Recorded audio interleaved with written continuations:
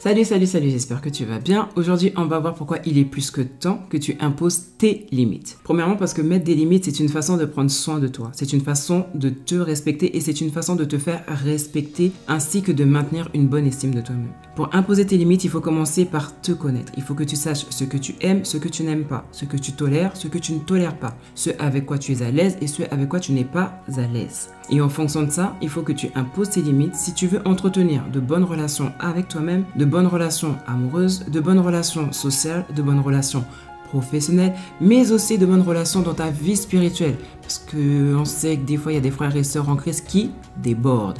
Voilà. Deuxièmement, mettre des limites pour préserver ta santé mentale, pour préserver ta santé émotionnelle et pour optimiser ton climat familial. Je te donne des exemples. Refuser les insultes, refuser les noms d'oiseaux, même sous couvert de la plaisanterie. Ne pas être dérangé à des heures tardives pour rien. Ne pas tolérer, ne pas laisser le temps, ne pas donner la place à des propositions indécentes. Savoir se distancer des personnes qui sont nocives, qui sont irrespectueuses, qui sont polluantes. Ces personnes qui polluent ton atmosphère.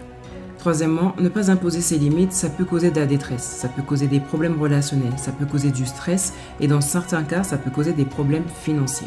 Quatrièmement, quand on ne sait pas ou quand on n'arrive pas à imposer ses limites, il est difficile de dire non. On a peur du rejet. On est plus enclin à plaire aux autres qu'à plaire à soi-même, qu'à plaire à Dieu. On a tendance à en dire plus que nécessaire concernant certains domaines de nos vies. On a tendance à en faire plus que nécessaire concernant certains services qu'on est amené à rendre. Et pour éviter justement ces débordements, il faut imposer tes limites. Cinquièmement, qui n'impose pas de limites se voit devenir la proie de personnalités toxiques, de personnalités malveillantes et de personnalités profiteuses. Sixièmement, ceux qui ne voudront pas respecter tes limites sont ceux qui veulent te dominer.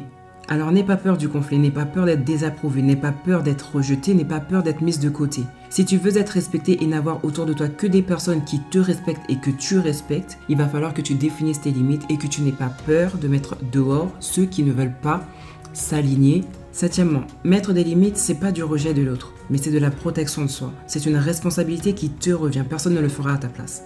Même si tu es plein d'amour pour une personne, si ta santé mentale, si ta santé émotionnelle, si ta santé physique, si ta santé financière, si ta santé spirituelle, en gros si ton bien-être est en danger, si tu dois t'en éloigner, fais-le pour que personne ne soit blessé, et ça dans tous les sens du terme.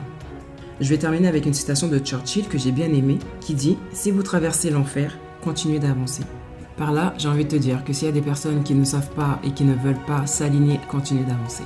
Voilà, c'est tout pour moi, je te laisse avec ça en espérant que cette vidéo te sera bénéfique. Sur ce, bon courage. Mouah.